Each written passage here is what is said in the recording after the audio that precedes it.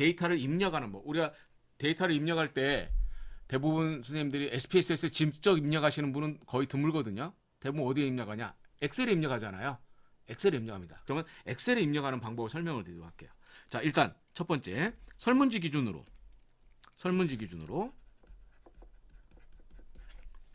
한 사람의 데이터는 어떻게 한다? 한 줄에 전부 입력합니다. 즉 설문지로 따지면 설문지 한 부의 내용이 여기 다 들어가야 된다는 얘기가 되겠죠. 설문지 한 부의 내용이 여기 다 들어갑니다. 그다음 두 번째, 한 칸에는 설문지에 동일한 문항만 들어가야 돼요. 동일한. 만약에 여기서 성별이다 라고 하면 여기는 성별만 들어가야 된다는 얘기죠. 성별만 들어가야 된다. 자, 세 번째, 가장 중요한 거, 요걸 우리가 셀이다라고 합니다. 요 셀에는 데이터가 한 개만 들어가야 돼요. 한 개만 들어. 그러면 여기 성별이면 하나밖에 안 들어가겠죠. 별 문제 없어요, 이런데. 근데 가끔가다 어떤 문제가 생기느냐, 이런 문제가 생겨요. 아마 이제 우리 교육 끝나고 어제도 그렇지만 오늘도 교육 끝나고 나서 설문조사를 할 거예요. 설문조사를 하겠죠. 설문조사를 하면 제가 설문조사는 저는 안 봐서 모르겠는데 어떤 게 있느냐, 이런 게 있을 수 있어요. 본 교육을 신청한 동기가 무엇입니까? 그럴 수 있죠. 신청한 동기가 뭐냐라고 물어볼 수 있어요. 그러면 자, 어떻게 나올 수가 있느냐를 생각해 볼게요. 자, 1번 문항. 선생님 성별은 어떻게 됩니까? 남자, 여자. 2번 문항. 전공이 어떻게 됩니까? 인문계열, 뭐 사회계열, 뭐 이런 식으로 조사하겠죠. 3번. 동기가 어떻게 됩니까? 1번. 통계가 너무너무 알고 싶어서. 2번. 강사 이름을 들었더니 이일년 사람이라서 이 사람의 강의를 듣고 싶어서. 3번. 논문 쓰려고. 뭐 이런 얘기 나오겠죠. 자, 그럼 이 1, 2번 문항하고 3번 문항에 결정적인 차이가 있어요. 어떤 차이가 있느냐? 두 개 선택할 수 없죠. 동시에 두 개의 성격을 가질 수 없잖아요. 저는 남자예요. 전공. 뭐 복수 전공을 하지 않는 이상은 하나밖에 선택할 수밖에 없죠. 동기. 동기는 하나밖에 없나요? 셋 다 선택할 수도 있죠. 요런 것을 우리가 뭐라고 하느냐? 복수응답 문항이라고 합니다. 복수응답 또는 다중응답 문항이라고 해줘요. 그럼 여기서 문제가 생겨요. 어떤 문제가 생기느냐? 자, 첫 번째 사람이 응답을 합니다. 성별, 남자. 그 다음 전공, 인문계열, 동기, 통계가 알고 싶어서, 이일연이라는 사람이 알고 싶어서, 논문 쓰려고, 이렇게 하면 얘기 되겠죠. 자, 그러면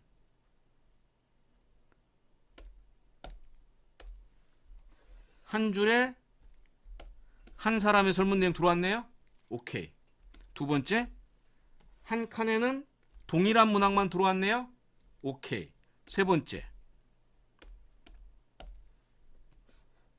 데이터가 몇 개 나와야죠? 데이터가 몇 개예요? 한 개만 나와야잖아요. 그런데 몇 개 되죠? 세 개가 나왔죠. 데이터 입력 규칙에 위배된 거예요. 입력. 그러면 어떻게 되냐? 이렇게 입력하시면 안 됩니다. 입력은 이때 어떻게 하느냐? 이렇게 만들어줘야 돼요.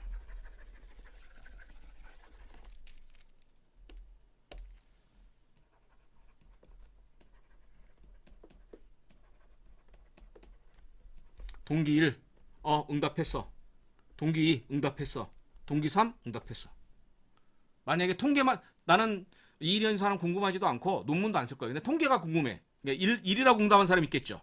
그러면 이렇게 입력합니다. 나는 논문 쓰고 싶어서 응답하고 있어. 그럼 어떨까요? 이렇게 응답합니다. 통계도 알고 싶어, 논문도 쓰고 싶어. 이렇게 입력하는 거예요.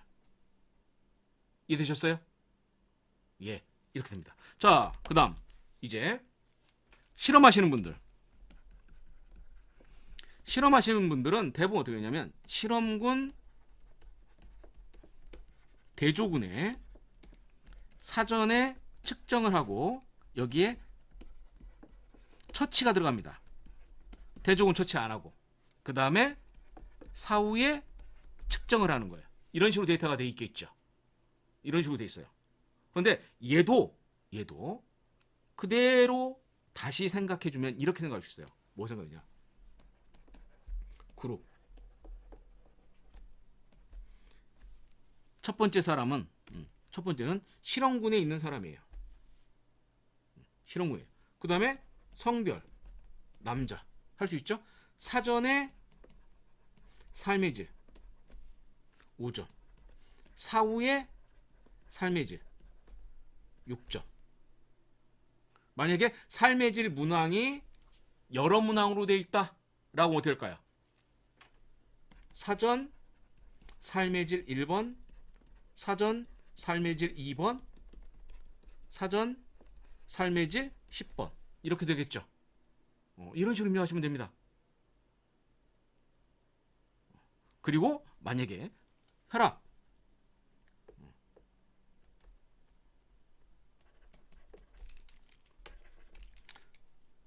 사전에 혈압 사전에 혈압 사후에 혈압 사후에 혈압 이런 식으로 입력한다는 얘기예요. 입력 규칙은 어떻게 되는지 아시겠죠? Recording stopped. 이렇게 작업을 해주셔야 된다라고 하는 겁니다. 자, 그럼 저기서 제가 데이터를 몇 개를 한번 입력을 해볼게요. 자, 엑셀에다 데이터를 입력할 때는 가능하면 제가 알려드리는 방법으로 입력을 해주세요. 첫 번째 줄에는 변수의 이름들을 써주세요.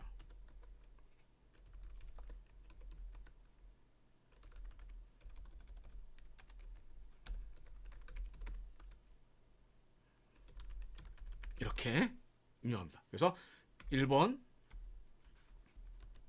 남자이고 대졸이고 35세이고 스트레스가 5점이고 삶의 질이 5점이다. 자, 두 번째 사람 여자이고 대졸이고 27세이고 스트레스가 4점이고 삶의 질이 8점이다. 자, 세 번째 사람 여자이고 고졸이고 54세이고 스트레스가 5점이고 삶의 질이 8점이다. 이렇게 입력하는 거예요. 입력하는 거 아셨죠? 아셨죠? 자, 여기서 팁을 하나 가르쳐 드릴게요. 요거는 우리 이제 지금 한동안은 교재 없는 거 할 겁니다. 교재 없는 거. 자, 팁을 하나 가르쳤는데 어떤 걸 팁을 가르쳐 드릴 거냐면 우리가 데이터를 자, 네 번째 사람 값을 입력해요. 입력했어요. 4하고 보통 어떻게 합니까? 엔터를 치죠. 엔터를 치면 어떻게 되죠? 밑으로 가잖아요. 그렇기 때문에 데이터 근데 설문지를 보면 입력하려면 옆으로 가야 되니까 Recording in 4하고 progress. 화살표 이렇게 눌러야 되거든요. 화살표를 이렇게 눌러서 가는 거예요.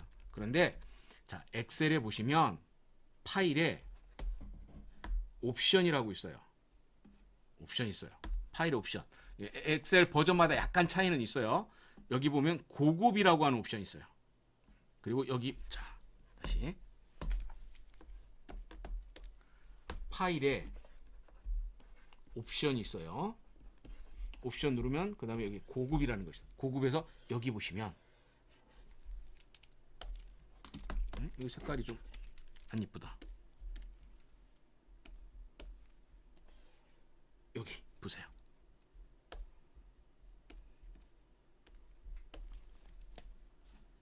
여기 엔터 키를 누르는 방향이 아래쪽으로 돼 있잖아요. 여기를 오른쪽으로 딱 눌러보세요. 그리고 확인 누르시면 자, 제가 엔터를 치면 어떻게 되느냐? 어디로 가죠? 이렇게 합니다. 굉장히 편하겠죠? 예, 설문지 입력할 때 이렇게 그래서 적당히 하시면 됩니다. 됐고 자, 데이터를 이렇게 입력했어요. 그리고 엑셀을 저장하겠죠. 저장해요.